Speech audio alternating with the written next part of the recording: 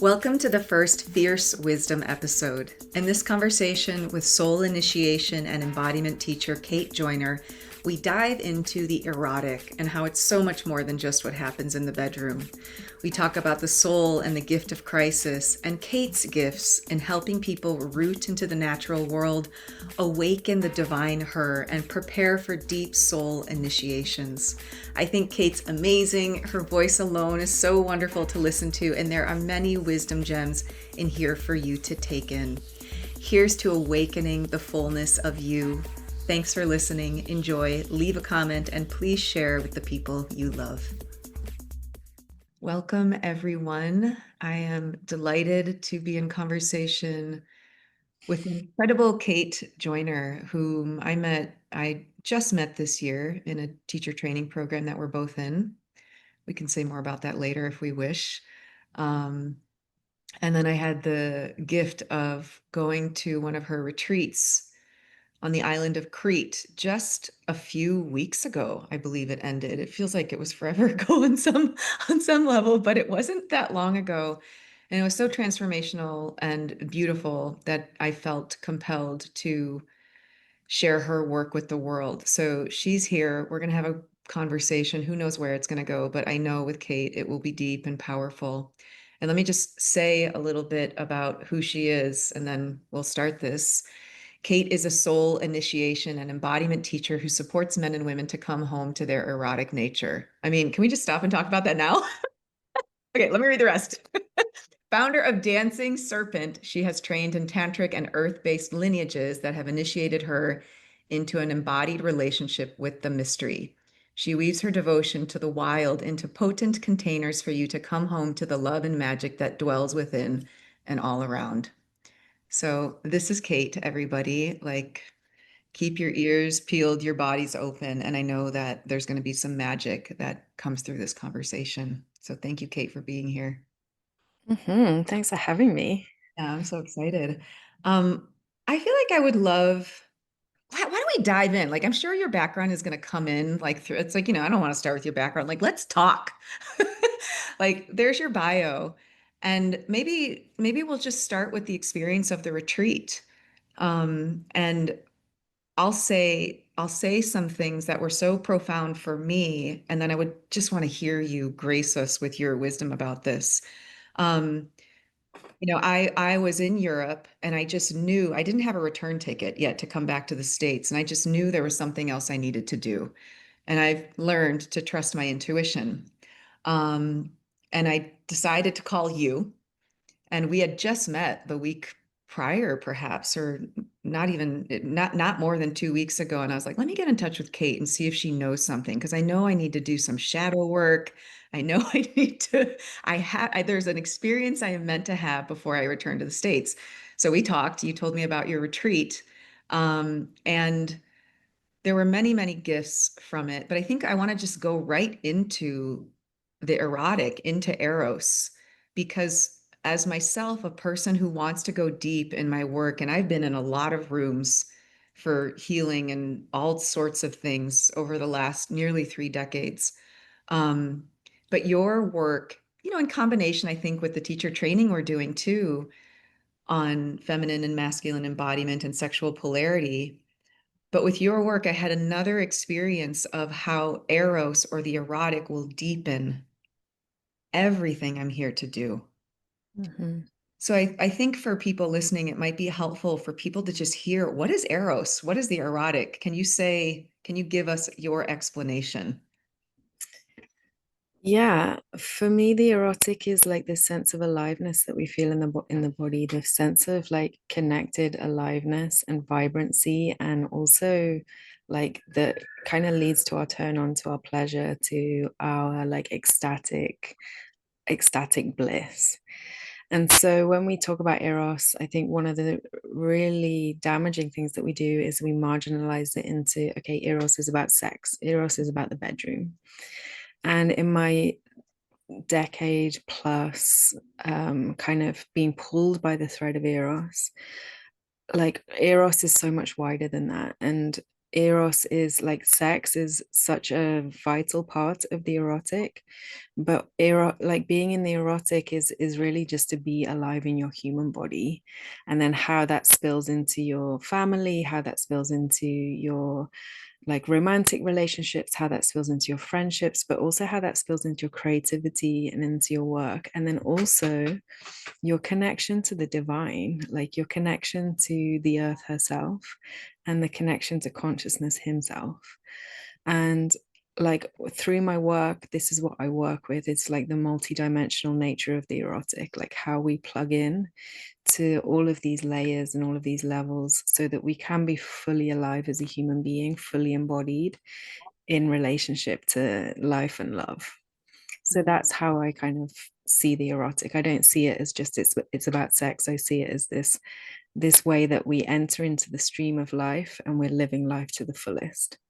Totally. I so agree. And one of my first teachers, when I started exploring quote unquote sexual energy, and I've shared this a lot with my students, is she would say the most sexual person I can think of is the Dalai Lama Mm, because he is channeling vitality. This was back in 2010, so I don't know what she would say today. Might be a different answer, but I love this because it's so true. I just remember even from high school being raised Catholic and the sort of damper that was put on sexual energy, of course, through the expression of sex, but how that just shuts down and controls the power that is available to us through Eros, through the erotic. I would love to know what like what the turning point was for you or how this journey of over a decade plus, like what kicked it into gear? Because I bet a lot of people are going mm. through something similar. And I know for myself, I had turning points, and I'd love to hear if you have one or many that you want to share. Yeah, I mean, I think my life has been made up of like a series of initiations that have like catapulted me into like different awakenings and different spirals of my journey. But I think the one that catapulted me into the deep erotic was at 28, I got married. And very soon after, I got divorced because I realized like I was only half a person. And like the kind of unconscious longing to like, be in a relationship and the truth is I wasn't like ready for that. Like I wasn't psycho spiritually ready. And so it catapulted this huge crisis where I was quickly married and then quickly divorced because I was like, my soul wasn't ready. And so I had this kind of idea, okay, this is what love is. This is you get to 30, you get married, you have kids, you get the mortgage and all of the things. And actually, like my soul was like, this isn't love. And because it was coming from an idea, it was coming from a concept. So then that like catapulted me into a huge crisis that led me to seek. And then very soon after that divorce, I went into a journey of deep feminine initiation through the tantric lineage, and I started to really onboard this like this missing kind of embodied relationship with love herself, and I started to find my connection to what love is, which then like kind of unraveled like a decade plus um kind of journey into what is love, like how does love work, like what is the nature of love, like how do I do this thing. And then through that tantric journey that led me into my connection with the earth and being able to tap into the mystical sources of love and weave them into body, into consciousness. So these two kind of powerful lineages, like the tantric and the earth-based lineages, were how I really became a student of love and really got to know, okay, this is how love works. I mean, love isn't an infinite unfolding mystery. You don't know how it works, and therefore I will always be a student of love. But I became a devotee and I became a student of love, and I have cultivated an embodied relationship where I can source and move the frequencies of Eros, the frequencies of love through my body and allow them to shape who I am as a human being and how I express and how I am in the world. And also what I offer to the world. Because you call yourself a soul initiation Right, teacher. right. I think, yeah, I think some people might not even, I don't know, maybe some people also just need an explanation. Obviously, your marriage and divorce was an initiation, but is there more you can say about what you see are initiation portals for people and what people come to you for and Yeah. what you see people struggling with? Yeah, so I mean, my marriage and divorce was a crisis that catapulted me into a very deep initiatory journey. So the the crisis points, you know, when we have deaths or we have like divorces or all of these things, they're crisis points that then catapult us into like seeking a deeper meaning about the mystery of life. And so that's what the divorce was. It was a crisis moment. And then through the deep feminine lineage, I then came to another teacher of mine who's Bill Plotkin from the Animas Valley Institute. And I did a year-long journey into like a soul initiation journey. So he's created a whole methodology where you go through the process of the underworld as a spiritual journey, like as you know, you go through a crisis and then you're ready for such a journey like this. And so these crises are often like the deep soul talking to us saying, no, not this way. And they, to our ego, they're crises because like everything breaks down, but to the soul they're like moments, they're like portals where we're being initiated into something much deeper. So my marriage and my divorce was a crisis that led me like down this path and into the hands of like different teachers that could initiate me into the depth of my own soul. And then I trained to become a soul initiation guide through the Animas Valley Institute. So now I guide people through the journey of soul initiation so that they can marry who they are on the inside with their whole expression of life. Like the inner and the outer are not separate. They're just, we just kind of get to know who we are on the really deep soul level, like beyond our like egoic conditioned self, and into like, who is it you were really born to be? Who is it that you know, what's the particular magic that you carry? What's the particular gift and sensitivity that you hold that only you hold? And like, to become initiated into that is to become like devoted to delivering that to the world for the world, as a way of kind of rebalancing like this disharmony that we're currently experiencing. So when I say soul initiation guide, that's what I mean. I guide people on deep journeys so that they can really come to know their deep soul. And for me, that's come through like, you know, it's twofold. Like the erotic has led me deeply into my soul, and my soul has initiated me deeply into the erotic. So my soul's calling is to be like a beacon for love and for the erotic and for union. So Mhm. that's how it's unfolded. Yeah. Yeah. Well, oh, so many questions, but the thing I want to ask you, because I wonder if people are like, well, what does it even look like? You know, what is soul? What do I have to do in soul initiation? Do I have to walk on fire? You know, like I can just see Right. people's minds kind of spinning about it. Um, Right. so I think maybe just some basics around what it requires to talk to your soul. I love this question because I think the soul, I mean, it's really about an attunement, because the soul is there. The soul, your soul, our individual, unique, like beautiful, magical soul is a part of the fabric of the soul of the world itself. And so when we come back to our own soul, we're weaving ourselves back into the fabric of the soul of the world. And so the soul of the world is speaking to us, and it's really just a matter of like attuning to the soul, to the way that the soul is speaking to us. So through your dreams, through your connection to the natural world, like I teach people how to go into nature and have conversations with the natural world, where it's like you're entering into an embodied relationship with the mystery of the soul of the world. Like that might sound a bit woo-woo, but there's very practical, pragmatic ways that you can come to know how the earth is actually speaking to you. It's living, it's sentient, it's alive. So through your connection to the natural world, through your dreams, through your connection to your body, through your connection to your deep imagination, through relearning this capacity to feel and be to recognize sensation, it's like there's like the world of our mind and the world of our mental construct, and then underneath that is the deep soul world. And it's really just a matter of allowing ourselves to attune to the way that the soul is always speaking to us, like when we know how to listen. Mhm. um, and that's a really beautiful kind of like humbling deconstruction process of really coming into alignment with the deep soul.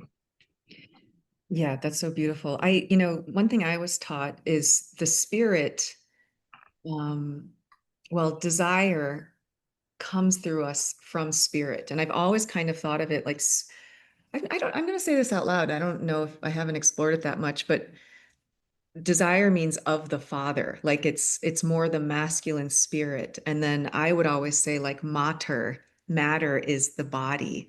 And either like we're a body that's carried by a soul, or I'm just curious how what you're distinguishing, how you distinguish spirit and soul and how they Yeah. relate to one another. Yeah, that's super interesting because I would actually say like desire is of the soul.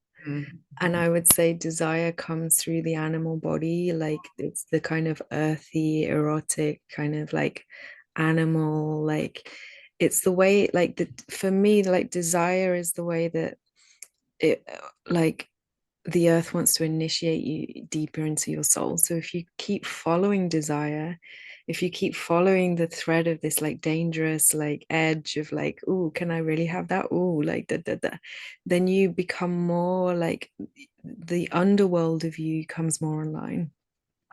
Like the deep kind of shadowy, like repressed, exiled parts of you come on, like, and you become more whole in that process when you learn to integrate those aspects of your being. Like you learn to integrate the more kind of wild, animalistic, instinctual, like shadow parts of you. You're just becoming a whole human being. So for me, desire is, I feel like desire is an earth quality because it's like she's wanting you to connect, and she's wanting you to like come into this like deeper alignment with your soul through the impulse, like the pulse of like what turns you on. Like for me, desire is like activates my pussy, and it comes up and it's like, ooh, and like, can I really like let myself have that? And if I follow that and integrate it, then I'm bringing more of that kind of deep dark well of my soul into my being, and then I become more whole. And then for me, spirit is like the consciousness um that infuses all of that. So it's like I can only really follow desire if it's also held within like consciousness. If like I can't, like if I'm just following desire unconsciously, then it's a bit of a train wreck. So spirit, the voice of God or the voice of mystery, or like the cosmic intelligence that pervades all life. It's like the dance between how desire wants to come through and how cosmic intelligence are weaving together so that it's creational. So it's not like a train wreck. You're not just following your desire for the sake of your own ego. You're following like the codes of creation with to be able to birth yourself and birth like creation into this life. So that's how I see desire and consciousness coming. So for me, spirit is very much about consciousness and about, the downloads that we get and the understanding that we get. We follow the impulse of desire from the earth up through the body, through the sensation, and then we get and this is how it kind of organizes in consciousness. That's Yeah. how I see it. Yeah, beautiful. It's so fun. There might be people who are just listening to this, but as you and I are talking to each other, Yeah. watch our bodies. It's Yeah. like, oh, like feeling it. And I have told my group so many times, I feel like when I started kind of deep diving, merging desire, and this was what helped me with like next steps in my business to expand. It was like, oh, there was a turn on Mm, there that I had to not, I couldn't ignore anymore because otherwise I would be lying to myself. And I believe that actually harms our souls. mm, But I would feel it. I would feel it. I'd be like, oh, I just felt it in my yoni, or like, so we dived to, oh, there it is. It's like, and there's teachers, so many teachers who are talking about this more widely now, yeah. maybe wildly too. But there's a compass in our bodies, like this sensing, extra sensory beyond just the five senses, the invisible world Hmm. we're in touch with. And I've like based my choreography on it. I've my own healing work of working with people on a quantum level. There's just so much more than what we see. And yet, the earth is here, our bodies are here, and we're built to work with them. Um, so I love all of what you're saying here. I think, no, I don't want to, I do want to ask, I'm going to just say a couple things and maybe you can pick. I want to ask like how a person would go out into like you're saying people can go out and start to talk to the soul of the world. Like that's kind of a big like what does that even look like for someone? So I want to say that and I also just I want to bring in also this how the erotic changes the conversation. Um and and just because I feel like in the work that we did and maybe we'll talk about that too at your retreat it was I'm kind of seeing the erotic, like the erotic just if it were a diagram, like a pie chart or something like, or a Venn diagram, like where it lives. I'm just sort of seeing it like as an architecture, where erotic lives in space. Because I think for me personally, it was like, oh, here is this energy that I know how to move. I know how to move big energy, but then Eros is just like it's it's dropped in. It's what you're saying, whole. Mm. So those are I'm kind of that's a lot that I'm just kind of saying there. But anything you respond to around like how do I start to talk with the natural world? And then how do I bring Eros into that? Yeah, I mean, I think Eros is a part of talking to the natural world because it is part of this reattunement process. So I think just riffing off what you were saying before, one of the things that I wanted to like say is like, yeah, the when you feel that sensation in your pussy and it's like, oh, it's like, yeah, that's the way that the soul is speaking to us. And this kind of reattunement and this realignment to feeling, like learning the skill of feeling, like how to feel well. Like most people are terrified of feeling their feelings, like especially like the deeper, darker emotions like grief or rage or anger or, all of these things that we bury underneath because they're so overwhelming. But actually, this is what's required of us to feel well and learn the art of feeling and learn how to move this energy through our body. And then when like going out into the natural world, it's like, when you walk out in nature, what I teach people to do initially is just walk and then wander until you find a place where there's like a resonance. You suddenly like, oh, you stop and you see a tree and you notice a tree or a river or a stone and that resonance of your body is a feeling quality, is a sensation feeling quality that then is like a portal that's open for you to enter into a conversation. So then I teach people how to have the conversation. So, okay, well, you've been found by a place, like this place is called to you and you've felt the resonance of this place. So then you like say hi, introduce yourself and then let this place like tell this place what you see about this place. Like it's polite, it's like, oh, hi, I'm Kate, I'm da da da. And I see that you've got a beautiful like brown like bark and just in that conversation it's like there's a wind, there's a sensitization and attunement that happens that opens up And the more that you do that, the deeper the conversation goes. It's like when someone first knocks at your door and you don't know who they are, but you say, okay, come in. Would you like tea? Would you like sugar? Would you like sandwiches? Do you want your crust taken off? You get to know this person, and then like over the course of like, a sitting or like the relationship deepens, and it's just the same with nature. And the more that you learn this skill of like being like out there, being receptive, learning how, following the invitations to be able to speak to the natural world, then the more that the conversation opens, the more that the world, like the earth wants to speak to you. She wants to show you. She wants to reveal to you just as much as we want to reveal the truth of our own hearts. Like she wants to reveal to us as well. And it is in that kind of resensitization to the way that she's speaking, which is totally available to everybody, because this capacity to have a conversation with the soul of the world is like is what indigenous people do. And we're all indigenous to this earth, whether even as Westerners, we have a way in which we have that capacity to commune with the natural world, because we are indigenous. We were born from this earth, we were born from this creation. And so indigenous peoples know how to do that naturally. It's like they were born into that inheritance. We haven't been born into that inheritance, but we can relearn it. And when we relearn it, we tap into like our indigenosity, which then connects us to the wilderness. It connects us to the way in which we are woven by the earth, the way in which we belong to the earth, the way in which we're connected to the earth and all of its kin.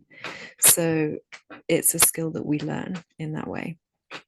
Totally. I love this. Like, and I'm remembering this from Crete when you said like go say hi, Yeah. have the conversation. And something I've been studying pretty deeply is moving from hierarchy to heterarchy, Mm. where we're not dominating over, but there's a different kind of ecosystem of shifting like, oh, now it's time for this person to lead or this thing to lead, or that, nature is doing that all the time. Like a hurricane is nature leading. I would venture to say that, or a tornado is a cleansing process.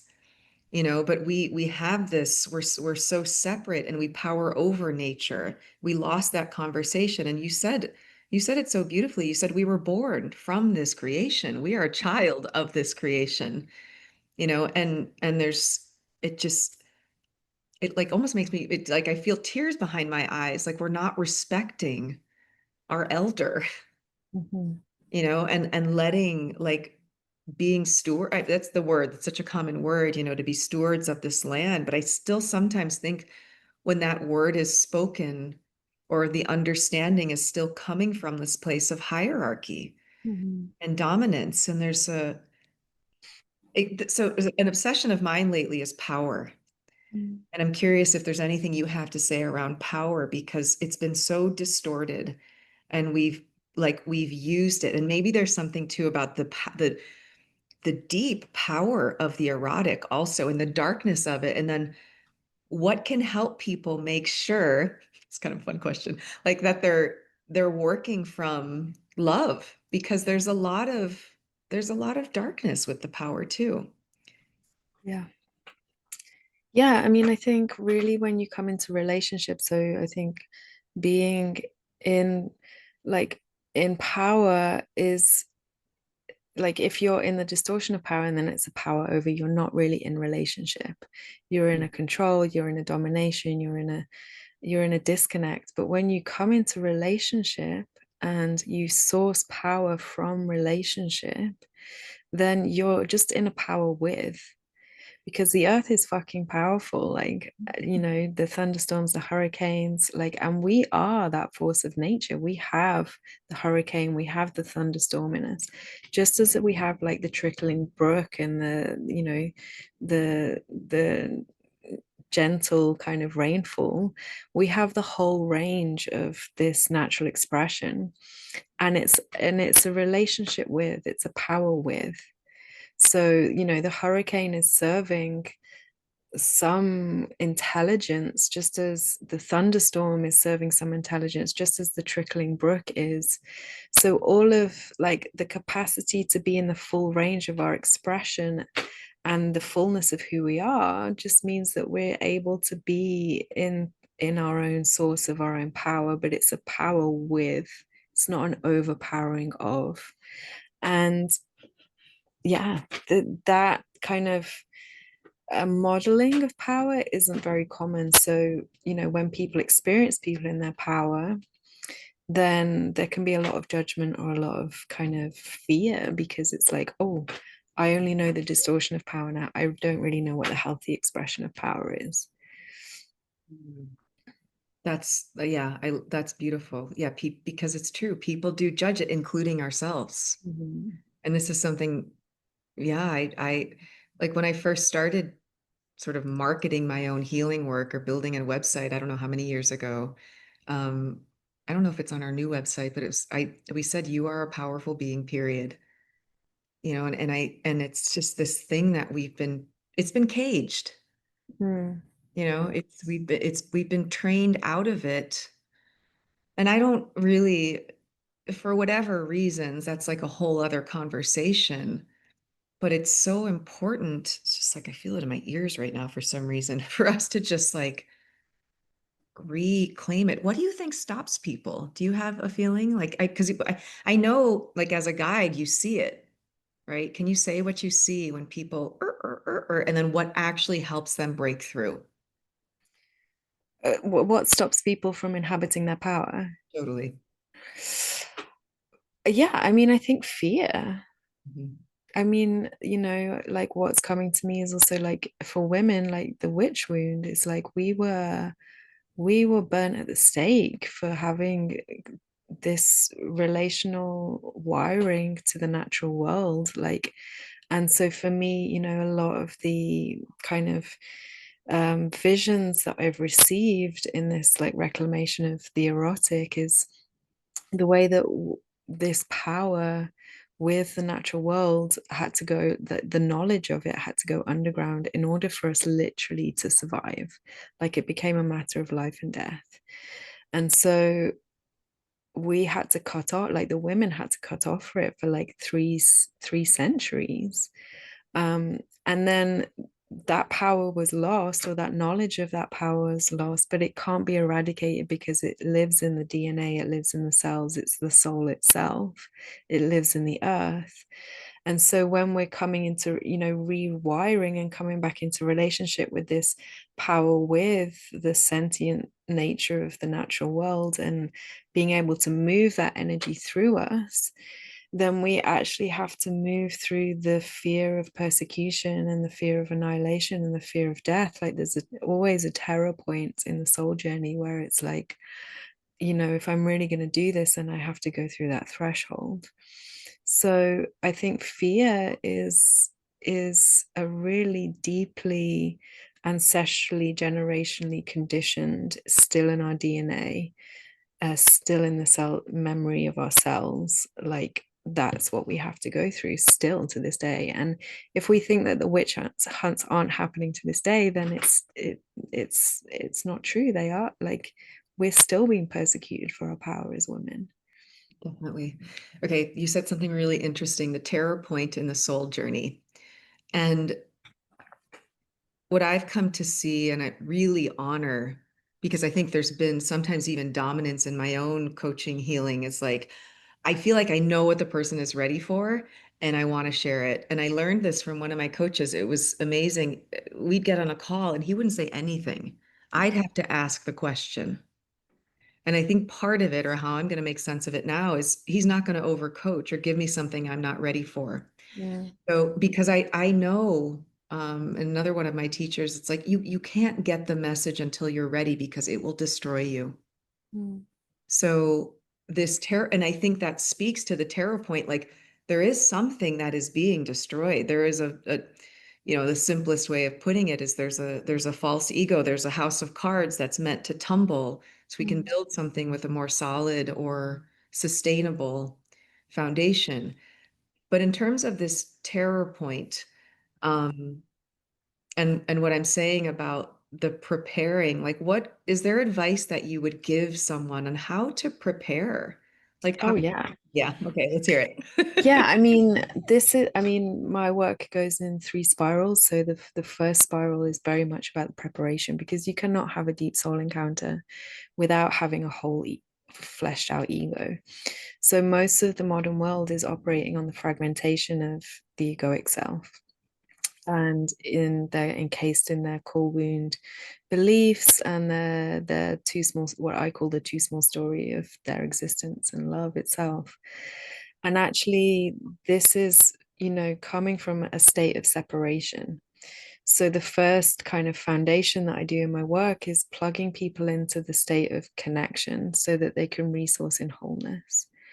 And this wholeness taps us into like the innate resources of the natural world and the innate resource, and therefore the innate resources of our own psyche, because we're not separate from the natural world, that actually support us to create a really secure inner foundation, a really secure egoic self. Like ego gets a bad word, like we're meant to eradicate the ego, but I don't believe that. I believe we're just meant to have a healthy ego.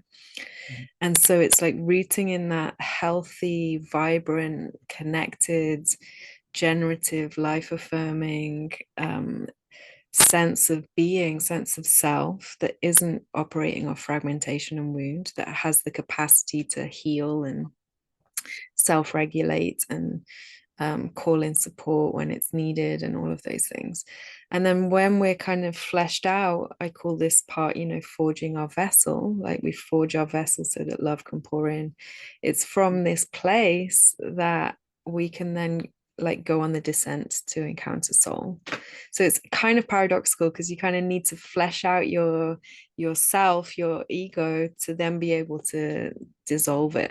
But you can't dissolve a fragmented ego. That's just gonna like result in rupture and further fragmentation. So that's always the first port of call, is there's a preparation for a journey of deep descent. Oh gosh. Okay. Yes, I love it. Let's, no, I want you to say more about that. I wanted to change gears, but I want you to say just a little bit more like what can you say what a person does to flesh out their ego? I mean, you said connecting, resourcing, but is there anything else like if someone's like, how can I start this today? Yeah, well, how can they start that today? Just come and see me, come and find me. Okay. Um, and the way that I work and the way that I've been taught through the lineages that I've trained in is, working with the four directions of the natural world. So we plug into the innate resources of the natural world and we work with archetypal energies, and we work with these archetypal energies, but we make them deeply personal so that they become like energetic imprints and frequencies that you activate in your body that plug you into different like qualities of love, different qualities of the erotic, which then allow you to become like fleshed out and whole in yourself. So it's a whole kind of process that I guide people through to really start to like know in the body the resources of love themselves. So that's Definitely. how I do it. Do you want to say anything about any of the archetypes? I kind of like to keep it a little bit secret, but Great. yeah, I mean, there's different qualities of love. Like, there's qualities of love that are like, the love that allows us to enter into deep intimacy. There's the love that allows us to create boundaries. There's the love that allows us to create magic. There's a love that allows us to nurture. And there's all of the ways in which these qualities then like flesh us to really stand in our core self. So ideally, like a person who is operating from a core self is that they have access to all of these qualities of love. To be able to put boundaries, to be able to like weave with the natural world, to be able to enter into intimate communion with another and with themselves, and to be able to nurture another a person. And like all of that is like constitutes what a whole human being is. Great. Okay. Mm. So let's now switch gears, or not really, or add on, layer on this finding her. I think earlier you might have said it as, you did say it as finding her when you were talking about your divorce. And I'll just share, um, I think I shared this in one of our circles in Crete. If I'll share my words, that's fine to do. Um, so much of my work, I feel like, has been so intuitive and consciousness based. Mm. And then, going through that, I came into your group not having had the history of all of what you guys had worked on, but thank you for your trust. I feel like I was resourced enough in my own work to do it. But there was a moment, I think, on the last day where I heard you kept say, I just heard you repeating her, her.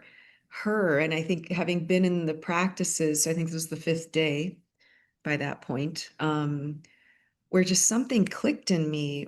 And I know this is what you help women with too. It's just like, there was a person, there was an other in the way of my connection with her, with the Mother Earth, with all that is. And it was just a wonderful way to not just think about the pattern, right? Because we can be told so many things about how something works or doesn't work, but to be like moving in my, oh, it's her, I'm calling in her. Mm. And we do that, we do this in our training. And but it was just there was an alchemy of that moment. And um being in nature, like immersed, timeless for 5 days. And I think that was the moment also when I had a huge, like, grief breakthrough. I don't, just something, I think I fully, as much as I could in that moment, and I know there's always going to be more, surrendered to that. And I feel the grief is sort of like, I try to explain this to people a lot as they're going through their own portals. It's the grief of the loss. It's the grief of seeing the disconnect that has been there. And I love using Martine Prechtel's words of praise is there simultaneously. Mm. Like, are you familiar with his work? Yeah. Yeah.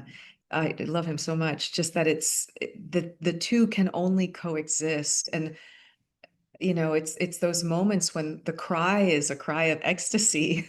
Mm. And ecstasy is like that word has it's there's bliss, there is the erotic in that.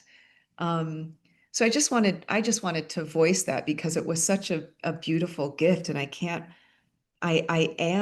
was gonna say I can't wait, but I sort of can't wait to see how it continues to unfold in my life, because it was perfect timing for me in my journey of sourcing Mm. power in a way that is really aligned, power in a way that serves the highest good.